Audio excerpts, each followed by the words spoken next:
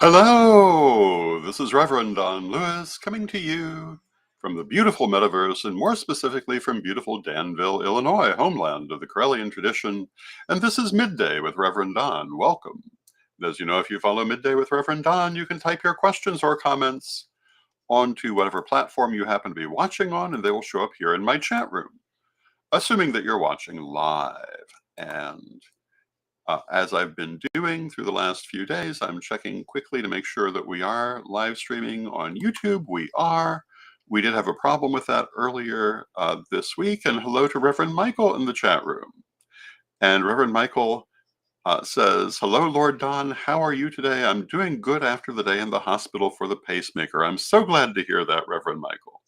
I'm glad that the operation went well, and I think that you're going to find that you feel much better in the future. And hello to Tina in the chat room, and hello to Antonio in the chat room. It's good to see you. I hope everyone's having a wonderful day here in Danville. The weather continues to be delightful after storms earlier this week, but people are cleaning up from those storms, so I'm not sure if you can hear, but there are efforts to deconstruct a fallen tree up the road. But I think that noise cancellation is so good now you may not be able to hear it. Hello to Mary Hawk in the chat room. Hello to Francine Timmons in the chat room. It's good to see you. Today is our weekly roundup of stories. And I don't have a lot this week, but I've got a couple. And the first one has to do with the idea that technology is wonderful until it isn't. Apparently, there's a huge technology failing that has happened this morning. Hopefully, it's largely resolved by now. But a massive outage has affected computer systems globally, not just in the United States, affecting notably airlines, with many flights not being able to take off, hospitals, healthcare providers, banks, and so forth, as well as people's personal computers. And with the personal computers, apparently, they are stuck in restart, the so-called blue screen of death. So if you have one of these affected computers, you should not be able to get into it until the system is resolved. And this was caused by a company called CrowdStrike, I believe. And the recent update to their technology. And for the personal computers, if you had an automatic installation of that update on Friday, you're having this problem, Friday being today. And presumably that's what's caused all of the rest of it. This update simply was not well handled. And hello to Renee in the chat room. Hello to Proxones in the chat room. It's good to see you both. And, you know, this does remind us of just how delicate technology can be, because I'm quite certain that this is a pure coincidence. Someone did not hit the right button somewhere, and it is unfortunate to be affecting people. But we must remember, as we become more and more dependent on technology, that all kinds of things, both intentional and unintentional, can affect it. And so while I am a strong believer in technology, a strong believer on always being as close to the cutting edge as you can get, I also believe that we must be at pains to maintain our real world means of communication at all, as well, because that technology can fail. And hello to Charles in the chat room. It's good to see you, Charles. And Proxones says, the first human um, has received an implant with which he can move the mouse cursor by his thoughts. Yes, I am certainly aware um, of this. I think it's a great movement forward. I think that at some point this will be available to everyone. And Proxone says, I think a magician can replicate this result with some telekinesis training. Well, you've met some different magicians than I have. I do believe in the reality of telekinesis, but I have never seen it that controlled. Um, and I think that this is a continuing physicalization of things that have historically been metaphysical. And I think that we're coming to the point that things like telekinesis that have evaded us um, through purely metaphysical means are coming to us through technological means. And I don't see that as being a problem. Hello to Arlene in the chat room, and hello to Black Crystal in the chat room. I think that this is something that will ultimately be beneficial to everyone. I also know that there are lots of people afraid of it. There are lots of people who will point to the story I was just talking about as why we should be very careful of implants. And this is not entirely untrue, but I think that the benefits are substantial. I think that it's been adequately shown that an awful lot of things can be made better through the medical uses of technology in ways like this. Even something like Reverend Michael talking about his new pacemaker. We were talking about this in my chat room on Monday, the chat room I do through my Patreon. And if you're interested in my Patreon, you can find it at revdonlewis.com. But the technology of pacemakers has come so far. It's now um, an outpatient type of procedure. It's amazing. And hello to Fox Fur Witch. It's good to see you. Um, it really speaks to how far things have come. And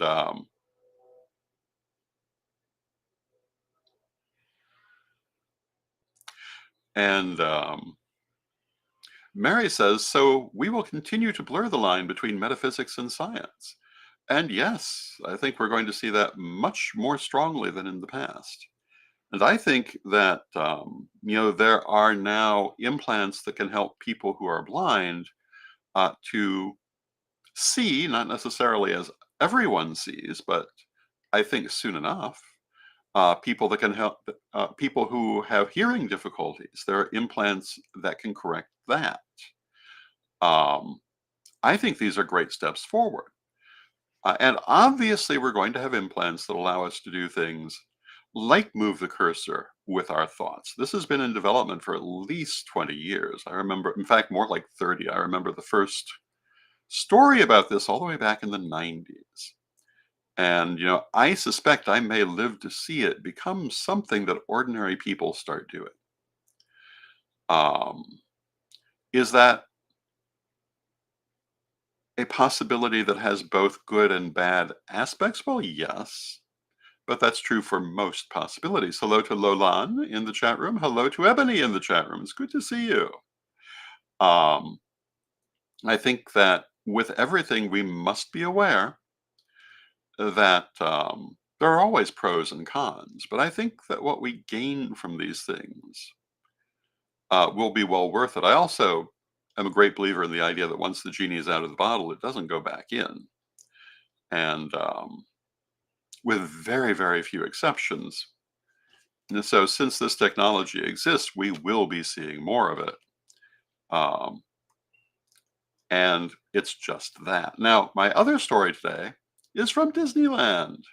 And yesterday I was talking about this story, and it has to do with a new ride at Disneyland. And Ebony says, always a pleasure to see you. Thank you, Ebony. It's always a pleasure to see you too.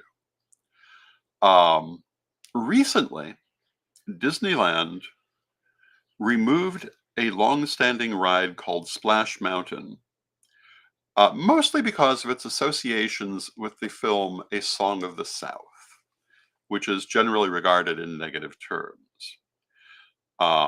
I'm actually surprised it took them so long to remove it, considering they replaced it with, I think it's Tiana's Bayou Adventure ride. This too has immediately caused controversy. And there was a story in The Wild Hunt about how, to appease conservative Christians, Disney has stripped the ride of all voodoo associations. And indeed, it does appear that there are no voodoo references in this ride. Um,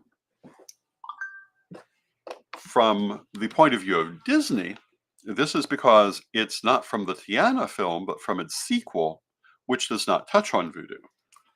But it obviously does have to do with appeasing various groups. And, one of the things that has been pointed out to me over the years is that Disney is the largest employer of fictional witches in the entertainment universe, um, and yet not overly witch friendly. Um, but overall, fairly friendly to our community. Um, the film Tiana certainly wrapped around the idea of voodoo, but not in a very positive sort of way, or at least many followers of voodoo um, did not feel particularly good about how the film portrayed their religion and its practitioners. Um, the villain was a voodoo bokor, a dark magician, and that alone offended many followers of voodoo as being very stereotypical. Um, so when we look at this story, on one hand, um,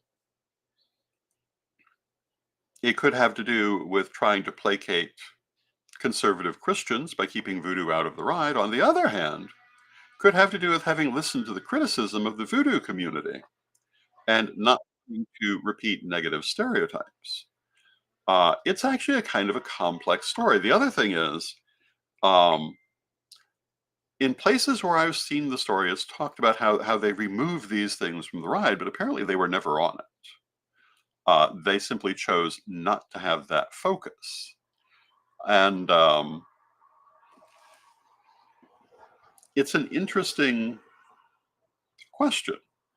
And I would be curious how actual followers of voodoo would feel about this. Um, I'm not entirely sure anyone else has a business talking for them, considering that they did not apparently, as a community, exactly like the way they'd been portrayed.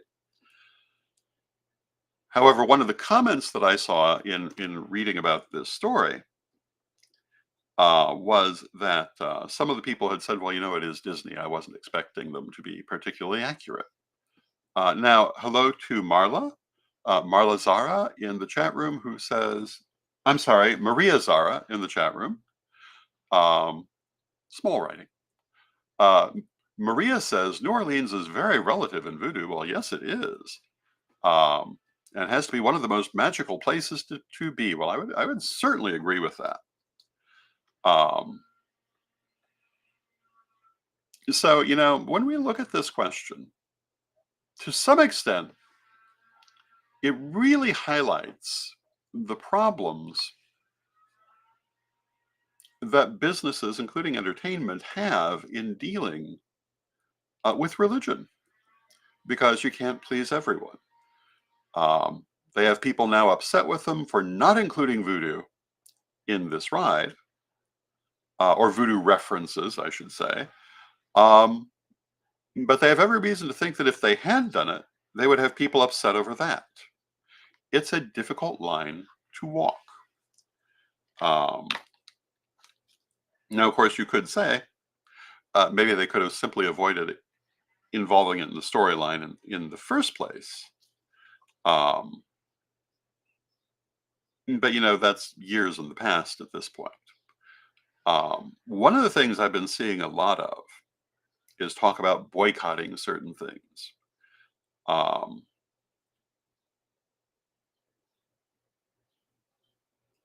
so Lolan says, a few years back, Disney World had a display of a Bible that was, quote, touched by a real witch, end quote, under glass. I thought that was amusing, if maybe a bit prejudicial. Well, yeah. Um, I'm a little surprised by that. Um, I could have sent them a bunch of them, but that's beside the point. Um, but speaking of how businesses are affected of religion, generally speaking, I think it's probably a good idea if you are in a business that is not directly involved in religion to generally keep your distance from it. Because again, you can't please everybody. One of the things I've been seeing lately are lists of businesses who are supporting Project 2025 with the suggestion that they should be boycotted. Um, and, my thought is, um, as a business, you should probably avoid that sort of thing. But I look at this list of businesses, and I have to say, with very few exceptions, I've never spent a dollar at any one of them. So I can't boycott them. It's not a practical suggestion. And I rather imagine looking at them that most of our community have never spent a dollar there. And it is, there are some exceptions, but it is worth bearing in mind that you can only use things like economic boycotts as a weapon if you're spending money with them in the first place. One of the things about the pagan community is quite a lot of us have had the attitude of being very proud um, of not being susceptible to advertising, not realizing that that has been a huge impediment on our community in many ways. Years ago, Witch School had wanted to work with some professional advertising companies who were quite excited at first until they looked at the community and realized that a large number of them uh, emphatically avoided responding to any kind of advertisement, um, which of course meant that selling any kind of ad was not possible um, in any kind of mainstream sort of way. It's one of the reasons so many of our organizations have difficulty finding any kind of wider backing. And hello to Janet in the chat room. Hello to Absalom's Tube. And Absalom asks, what is this channel about? Generally about the pagan and occult communities um, and things that are of importance to them. Proxone says magic and witchcraft. Well, those things too, that's part of it. We're looking at expanding into a little bit more paranormal programming. Over the years, and we've been around for like 20 years, we have, in fact, I believe exactly 19 years, um, about to be 20. Um, and Absalom says, that's cool, I'm a Christian, but we won't hold that against you as long as you behave decent.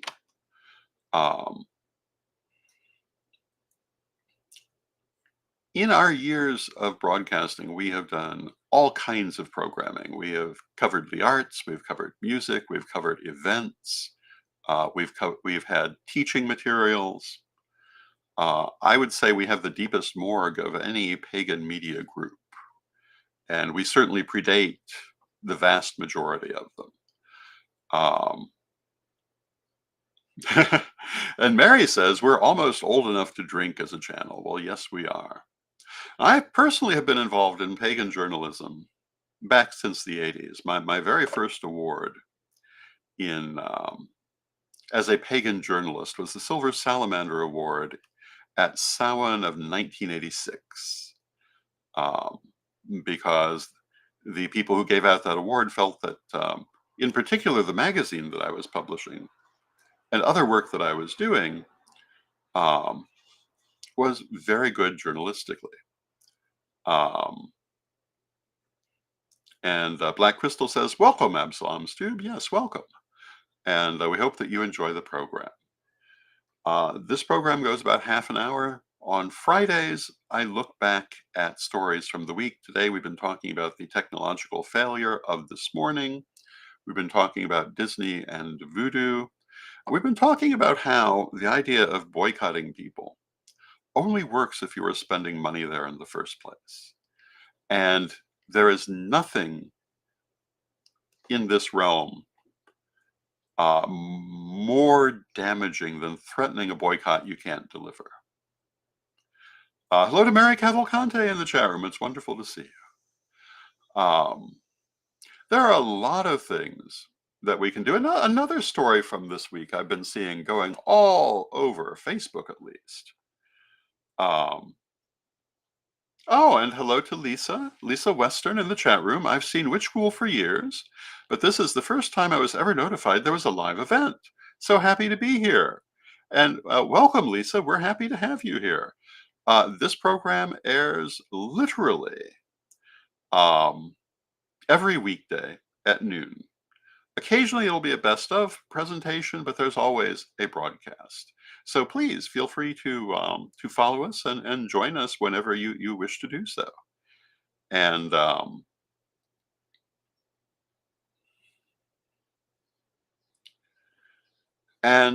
Maria asks, I'm just curious, can deities abandon their devotee? And you know, you'll probably get different answers to that depending on who you ask. I don't know that I would call it impossible, but it's not something I would expect to see. At least as long as the devotee is maintaining an active relationship. Is it possible? Yes, I think it's possible. In which case, you might need to seek a new patron. Now, sometimes you outgrow a patron. I don't know if I'd call that abandonment. Rather, a new patron will show up, and this will be beneficial to you. I remember years ago, 20 odd years ago, as we were establishing our Midwest headquarters for the first time, Ganesha became very prominent as a patron for me. And the joke about my love for elephants has been very prominent ever since. I do actually love elephants for the most part. But it originally had everything to do with Ganesha.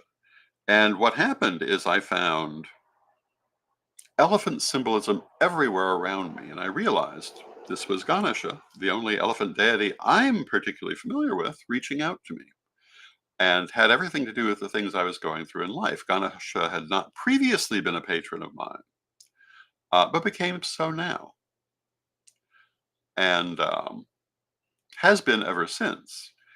And for myself, I've found that patron deities that I associate with have changed and evolved over the years. And I don't really think of myself as ceasing to be a devotee of any particular deity that I have regarded as a patron, simply because the relationship becomes less active. But yeah, many of them have. And Arlene says, Hecate introduced me to Macaria, the daughter of Hades and of the blessed dead. So I believe that what Arlene is saying is that Hecate, one of her patron deities, introduced her to a new patron deity who was necessary for that point in her life. So yes, expect your relationship to patron deities to change and to develop. Now it depends on the person, depends on what they need. Hello to Jason in the chat room. It's good to see you, Jason. And you know, it's not, none of these things are ever really simple issues, and yet at the same time they kind of are. But they always have all sorts of questions connected to them, and sometimes multiple answers, depending on how you look at it. I am a great believer in the idea that one answer does not always satisfy a question. And this is particularly true when we're talking about the nature of the universe, the nature of the soul, the nature of deity. It has different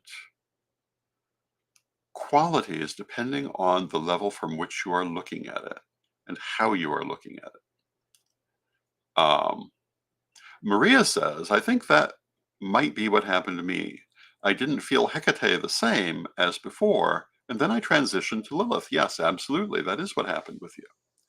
And hello to Zane in the chat room. It's good to see you, Zane. So with that, we're nearing the end of our half hour. We've talked about a number of different things in the recent news. I will be back on Monday. And, lately I've been talking, well, first I was talking a lot about politics. Oh, and that was the other thing I was going to mention, but we'll come back to it. Currently, I'm talking a lot about leadership, and I think I'm probably going to continue that conversation next week because I think there are so many things that people, one, misconstrue about the subject of leadership, and two, for whatever reason, just don't know. And I think that ways to be an effective leader are very important, and ways not to be a toxic leader are also very important. The other thing I was going to say is all over Facebook, I've been seeing a post about writing to the IRS about Project 2025 because it violates the rule about 501c3s engaging in politics. This is not so. I happened to see someone posting this, and I pointed out to them, I have been the head of 501c3s on several occasions now. I understand exactly what that law says. And yes, I think it should be applied across the board. But it does not say that a 501c3 cannot comment on any political situation. It says it cannot be partisan. As a 501c3, particularly as a church, you cannot endorse a candidate, nor can you endorse a party. But you can talk all day long about the positions that you endorse theologically. And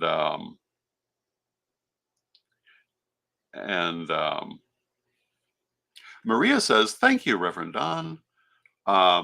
This is my sign. I've been confused about my transition from Hecate to Lilith. I'm glad that this has been helpful for you. And,